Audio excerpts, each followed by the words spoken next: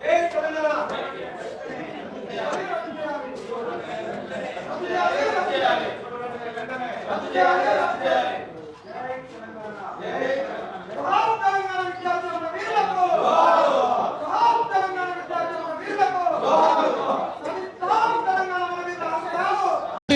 ఏంటంటే ఇది అన్ని రిక్రూట్మెంట్లకు సంబంధించినటువంటి జీవో కాదు.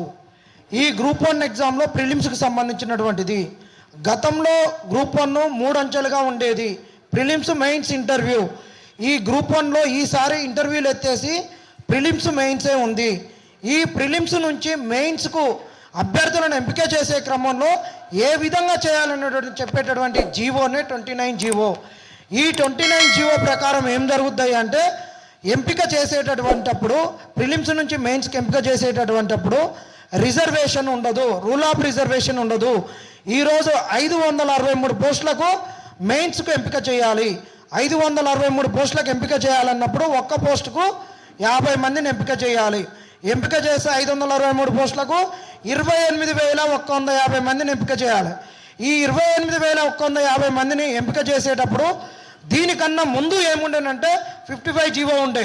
ఈ పేపర్ రద్దు అయినప్పుడు 2022లో ఎగ్జామ్ జరిగినప్పుడు ఆ జీవో ఏం చెప్తుందంటే, ఫస్ట్ ఓపెన్లో ఉన్నటువంటి వాళ్ళని ఎంతమందిని ఎంపిక చేయాలి, దాని తర్వాత రిజర్వేషన్లో ఉన్నటువంటి పోస్టులకు ఎంతమందిని ఎంపిక చేయాలి.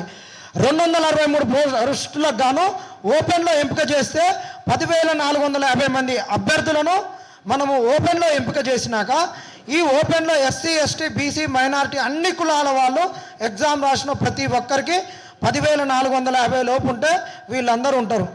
దాని తర్వాత రానటువంటి వాళ్ళు ఎవరు ఉంటారో వాళ్ళకు వాళ్ళ యొక్క కులాలలో ఉన్నటువంటి పోస్టులకు అనుగుణంగా 10 పోస్టులు ఉంటే, ఒకవేళ ఎస్టీలు 10 పోస్టులు ఉన్నాయనుకుంటే 10 పోస్టులకు 50 మందిని చూస్తారు. 10,450 దగ్గర కట్ ఆఫ్ మార్కు 75 అంటే ఈ 100 మందిని 10 పోస్టులకు 50, 15 50 మందిని ఎంపిక చేయాలి. ఎస్టీలను ఎంపిక చేసేటప్పుడు 50 మందిని ఇక 75 మార్కుల నుంచి కింది దాకా జల్లెడ పట్టుకుంటూ వస్తారు. అట్లా వచ్చినప్పుడు ఈ 50 మందిని లాస్ట్ 50 సెలెక్ట్ చేసే కాడికి వచ్చేసరికి ఒకళ్ళు 65 మార్కులు ఉన్నాయనుకుందాం. ఎస్టీ కట్ ఆఫ్ 65, ఎస్సీ వాళ్ళకు ఒక 20 పోస్టులు ఉన్నాయి, 100 మందిని ఎంపిక చేయాలి. వాళ్ళది కూడా 75 కాడ నుంచి కింద ఉన్న వాళ్ళను 10 మందిని చూసుకుంటూ 20 మందిని చూసుకుంటూ వస్తారు. అట్లా వచ్చినప్పుడు వీళ్ళ కట్ ఆఫ్ మార్కు 60 దగ్గరనో 50 దగ్గర ఉండొచ్చు. అప్పుడు ప్రతి కులానికి సపరేట్ కట్ ఆఫ్ మార్క్ అనేటటువంటిది ఉంటుంది. అట్లా లేకుండా ఇప్పుడు ఏం చేసిర్రంటే 28,150 మొత్తం కూడా ఓపెన్ మెరిట్ లిస్టే. ఒక్కసారి ఓపెన్ మెరిట్ లిస్ట్ అన్నామో ఆ ఓపెన్ మెరిట్ లిస్ట్లో ఉన్నటువంటి ఎస్సీ, ఎస్టీ, బీసీ ఏ రిజర్వేషన్లు అయితే ఉన్నారో ఆ పిల్లలను మళ్ళీ వాళ్ళకున్న పోస్టులలో కన్సిడర్ చేయొద్దు. ఇది రూల్ ఆఫ్ రిజర్వేషన్ చెప్తున్నటువంటి ఒక నిబంధన. నువ్వు 28,150 ఓపెన్ మెరిట్ లిస్ట్ అని, ఈ ఓపెన్ మెరిట్ లిస్ట్లో కావాల్సినటువంటి వాళ్ళు ఎస్సీలు తక్కువ ఉంటే మళ్ళీ కింది నుంచి తీసుకొస్తామని, ఒక ఎగ్జాంపుల్ ఎస్సీలోనూ 100 మందిని తెయాలి, 28,150లో 95 మందే వచ్చిర్రు, ఇంకా 5ను కింద మించి తీస్తున్నాం. ఇట్లా చెప్పడం అనేటటువంటిది దుర్మార్గము. అది రూల్ ఆఫ్ రిజర్వేషన్కు విరుద్ధము. నువ్వు ఏ పద్ధతి అన్నా చెయ్యి, రాజ్యాంగ మౌలిక సూత్రానికి అనుగుణంగానే నీ రిక్రూట్మెంట్ ఉండాలనేటటువంటిది. రాజ్యాంగాన్ని ప్రేమించేటటువంటి వాళ్ళము, రాజ్యాంగాన్ని గౌరవించేటటువంటి వాళ్ళము. రాహుల్ గాంధీ గారు చెప్పినట్టు రాజ్యాంగాన్ని యొక్క ఆకాంక్షల్ని ముందు తరాలకు అందించాలనుకునేటోళ్ళం కాబట్టి ఆ 29 జీవో అనేటటువంటిది కొంతమందికి మేలు చేయడానికి వచ్చినటువంటిది. కాబట్టి ఈ రాజ్యాంగ ఉల్లంఘనలు అనేటటువంటివి ప్రభుత్వాలు తనకు అనుగుణంగా ముంగట చిన్న పనితో ప్రారంభిస్తాయి. ఆ చిన్న పనితో ప్రారంభమై లాస్ట్కు అసలు మొత్తం ఎత్తిపోతల పథకాలు చేస్తాయి.